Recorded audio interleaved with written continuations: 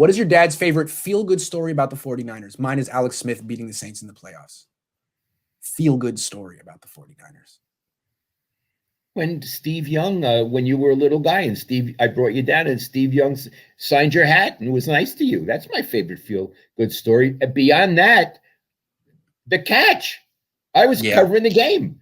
Dwight Clark's entire career. How about that? Yeah. Dwight Clark's entire career, and the tragedy and sadness of his death, and that he had invited down to Capitola about 8 journalists, and that he had really wanted to include me, and we spent an afternoon with him. Do you remember what restaurant it was that he liked to go to down there? I'll tell you, I don't know the name, Miggy, but when you're in Capitola, it looks out over the water. It's a little place. We were on a back deck looking out over the water. I think I know exactly what it was. Is it across the street from the Armida Winery? Yes, exactly. I was there that night. It's a nice place. Is it? Very nice place. It was really nice. Yep. And it was very touching. Yeah. I was there. Matty Mayoko drove me. Murph was there. Murph and Mac were there. I think Mark Purdy was there. Yeah. Sam Farmer had come up from LA. He was there. I'm leaving some people out. I apologize. Another feel-good story. Jeff Garcia's entire career. Yes. Who the hell was that guy? He was at San Jose State. He played in Canada, and he made a little run in his 30s. That was cool. Yes. And look, I'll interpret it a little bit of a different way. Who did you feel good being around? Yes. Okay. Who did you feel good being around? Ronnie Lott. Yeah. I love to be around Ronnie. Mm-hmm. Ronnie is so funny. Iggy, has the temperament of a defensive back. Yeah.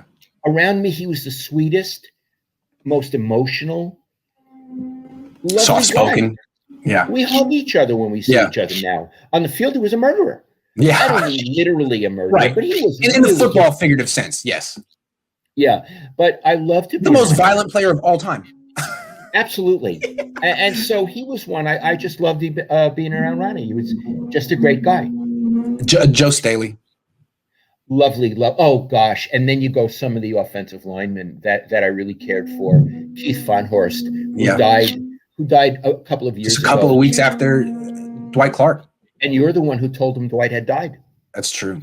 I called him up to get a quote, and he was like, "Excuse me, what happened?" I was like, "Oh, no." Yeah, okay. And then he died 2 weeks later. Yeah. Keith Von Horst, I loved him. Just a wonderful, wonderful person. And what about Harris Barton? What about Harris Barton, the linesman? He's a linesman. Should we tell him what a linesman is? A Jew. A Jew.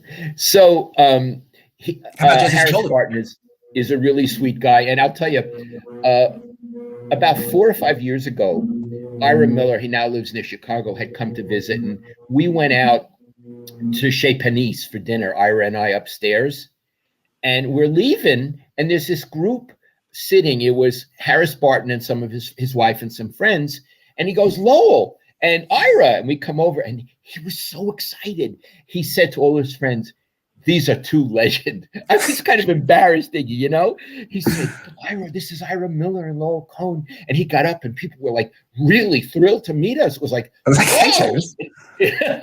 You were talking about us like this when you were in your 20s, when we were in our 40s.